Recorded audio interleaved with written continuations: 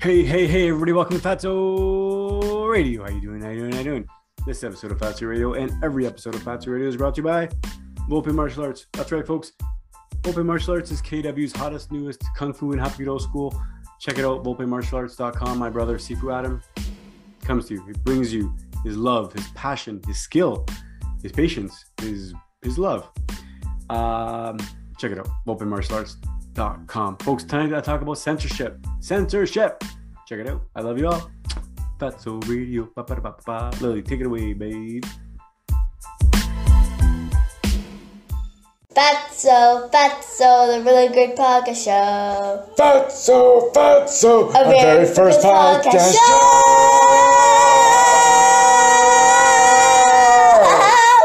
Yeah. Welcome to Fatso Radio. How you doing? My name is Carlo Volpe, and it's my pleasure to come to you each and every Friday night. And tonight is no different, folks. October 14th. It's October 22nd. October 22nd, folks, and thank you for tuning in to Fatso Radio. Again, my name is Carlo. If it's the first time tuning in to Fatso Radio, first time you're listening, first time you're watching, hello and welcome. Fatso Radio is a podcast dedicated to basically speaking my mind on anything, but it originally started on speaking my mind on diet and nutrition, on how I was losing weight, how I continue to maintain my weight loss, and then just stay healthy by eating a high-fat diet. Something very, very different the way I was taught. Very different than the many different ways I was taught. But my episodes or my podcasts are not always just about a high-fat ketogenic diet, or not always about a carnivore diet. Oftentimes it branches off to just the things I'm questioning and things that are really important in my mind and really important to my life. And I think they may be important to your life too. So what I want to talk about tonight is censorship. And it's one of those things where if you speak too strongly about censorship, and if you speak too successfully probably about censorship, you may get censored. But we'll see how it goes. Censorship is just wrong in my opinion. But it's also not just that it's wrong. It's not just a theory that, we shouldn't censor speech and we shouldn't. No, it's happening. It's happening every single day. And we need to fight it, quite honestly. So I want to talk about how we're going to fight it, or where it's even happening. But censorship is what allowed Nazi Germany to get as bad as it did. And then there's many, many other examples of how, because of what was being censored, and because people weren't really finding out what was really happening in the world, atrocities happened, right? A lot of times people question and think, well, how did things get so bad? And well, things will never get that bad here, right? We'll never let that happen. Well, the idea is that things are happening, you don't know they're happening. And that's why we're being censored, and we're being censored by many, many different areas. The biggest one, I think, is our media. Like we're being fed certain types of media that either our government wants us to hear and see, or the corporate media really wants us to have, because they have a narrative, right? And I believe they have a narrative, at least. And that's really dangerous. There are many things over the years, like pipeline protests and the standoff that happened down in the States a couple of years ago. A lot of that was not shared. There's a lot of things that are going on in Australia right now that are not shared. And that's the biggest thing that's in my mind right now. That's kind of prompted this with me to speak about censorship. And quite honestly, censorship is the detriment of a society, because if you are now censored, right, just like if free speech is then taken away, then you have no recourse. You have no recourse for reasonable, civilized change. You don't. If you can't speak to change someone else's mind, or if someone else can't speak to change your mind, or to change a politician's mind, or what have you, then the only other recourse is going to be violence, right? So if you're willing to give up free speech, you better be willing to accept violence, because free speech is keeping us from being violent. I really believe that. Speech in general is communication, and it's dialogue, and it's debate, and all that stuff. That's all free speech. If you censor something, if you censor everything, not just the world, and not just, what you see or what you hear or what you're allowed to read, but if you keep on censoring that stuff, then what are you seeing? It's only a programmed narrative. And I think that's what's going on these days, especially around stuff around COVID. I mean, it happened with everything. Like I was saying earlier, there's social events that happen, or there's standoffs that happened a couple of years ago that weren't covered by the media. Right now with COVID, Australia. Let me talk about Australia right now. And I'm not going to even put anything to do with COVID on this title because I don't want it to be just labeled as a COVID episode, because it's not about COVID. It's about censorship in general. But please, whether you know someone in Australia or whether you know anybody in Australia or not, please understand, or please Google, please search to find out what's going on in Australia. It's absolutely crazy what's going on. My heart goes out to them. It's the extreme version of censorship. It's lockdown. It's not just extreme version of censorship, but it's paired with censorship, and it's lockdown. The government is saying their own narratives over and over again, and you just have no control. You have no options, right? But censorship is not even just about us, what's going on there. Censorship is also like when our media shows us only what the government wants them to show, and what doesn't show or doesn't cover the real stories. That's what I mean about censorship. The media is not covering what's going on in Australia right now. So the lockdown is bad. The tyranny is bad. That's one thing.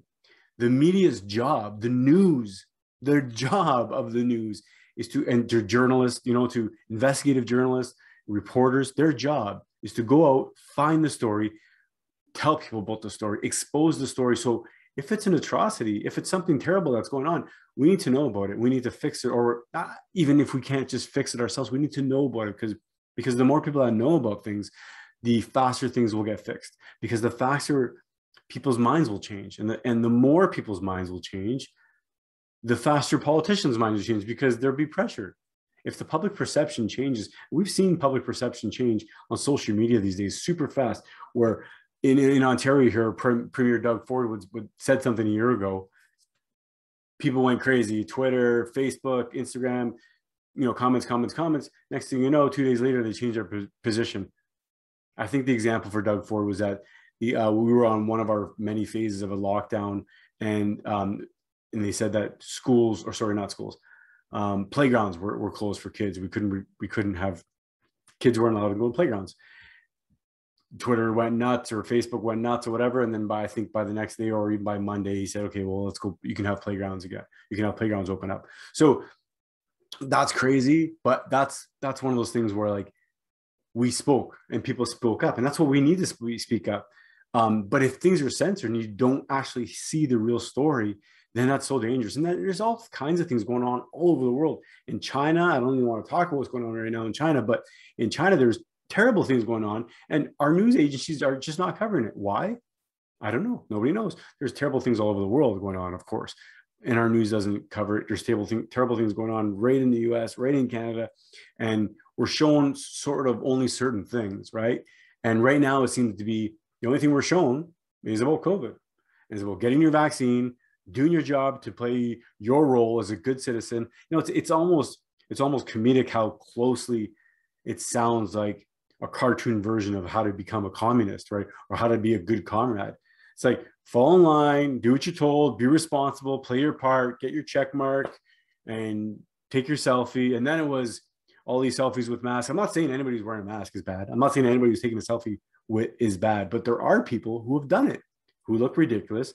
I know why you're doing it, and it's okay. It's kind of the same people who are driving alone in your car and you're wearing a mask.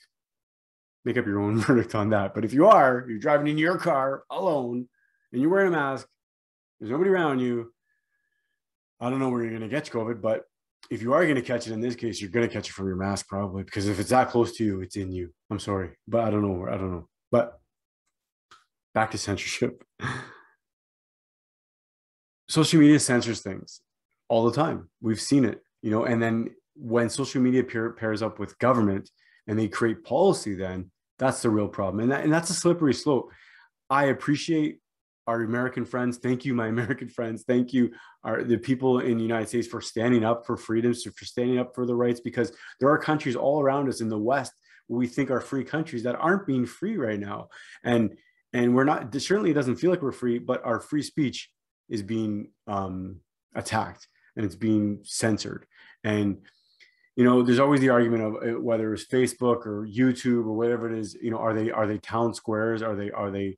No, they're not. I understand their businesses and their platforms, so you have to play within their rules, right? But if they're pressured to do certain things, well, then who knows what's going to be pressured? And if they're open to do certain things, or if they're allowed by the government or encouraged by the government to be free and to encourage, that's how you really encourage growth. I believe, and I've heard this I can't remember who said this, but a couple weeks ago or a couple days ago rather. But somebody said one of the reasons why America was so prosperous and is so prosperous is because of its freedom. Its freedom created an environment where competition and innovation and like development was a hotbed for all of that. It's because of free expression. If you can't express yourself, then how is anything going to be created? Any new ideas and new technology? It's not going to happen. Folks, we need to be free. We need to stand up for ourselves. We need to stand up for our freedom and free speech. Say what you want to say. My goodness, if I'm saying something that's idiotic, that's okay. Tell me it's idiotic. I can listen. I cannot listen. I can tell you to go fly a kite. You can tell me whatever you need to tell me, right? So we need to be open to say things. And if we live in a place or a society where we're not only just discouraged to have our free thought, but really mandated against it, and we're censored and we're handcuffed to not be able to be free and to spread the word, then it gets worse and worse, right? So again, this is going to be a short episode, but I just want to talk about free speech. Again, crazy ideas, bad ideas, idiotic ideas need to be heard because they need to be heard to be shown that they're idiotic, right? The other thing about censorship is that a lot of people feel, I think oftentimes, and I even hear that, well, it's not bothering me. So I don't say anything against what they're saying or, anything that's against their policies. So why should I care? When the simple fact on that is that it's just today. You don't say anything or you don't do anything that's against their policy today. What about tomorrow when their policy changes? And their policy always will change. It'll always change, right? Just like vaccine passports or vaccine mandates. A lot of people say, well, I have no problem taking a vaccine. No problem taking 2 vaccines. No problem with the passport. I've taken my 2 vaccines. What's the problem? Well, the problem with vaccine passports, like other things like censorship and more control, is that where does it end? And it doesn't end. Censorship won't end. Censorship will just completely, it's like its own beast, and it tries to grow and it tries to take over. I don't know why, because there's a lot of power and a lot of control. But if it does take over, then you'll have no freedom at all. So this episode is a short one, folks. I know it's a short one, but it's just about censorship. Speak your mind. Like, swear if you need to swear, yell if you need to yell, say what you need to say. I mean, if you are speaking your mind and you're being truthful and you're not being hurtful and you're trying to be kind and you're trying to spread love, but you're also just trying to spread truth, then what are you going to, like, whatever you do have to say or whatever someone has to say against you, what is it going to hurt your feelings? If you're being honest, you're being truthful, you're trying to do the best you can do of just being, like I said, being honest and whatever, then I don't think we have anything to hide. Censorship is the same with I feel that way about anything, whether it's music or movies or art or whatever it is. There's certain things that are appropriate for certain ages, of course, certain things that are appropriate for certain audiences. If you know what I mean is by, you need to know what you're getting into, of course, right? If it's comedy or it's whatever. But censorship is not good because it's just a matter of time until you're censored. Whatever your stance is, even if you agree 100% with whatever is being censored, it's going to change. And one day you will be affected.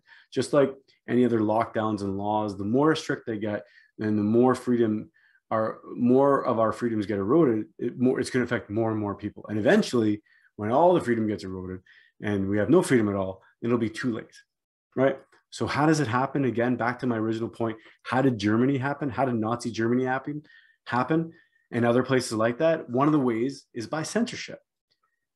The average German, I think it was reported that the average German didn't have any idea what was going on until the very last moment, or even after that, the average person didn't know something. I can't remember the details of that, but something around the idea that it's so common that they didn't know because, of course, they weren't told that things were being censored. The news, the media obviously weren't doing a good job at all. They weren't doing a true job of the media. So censorship is bad, folks.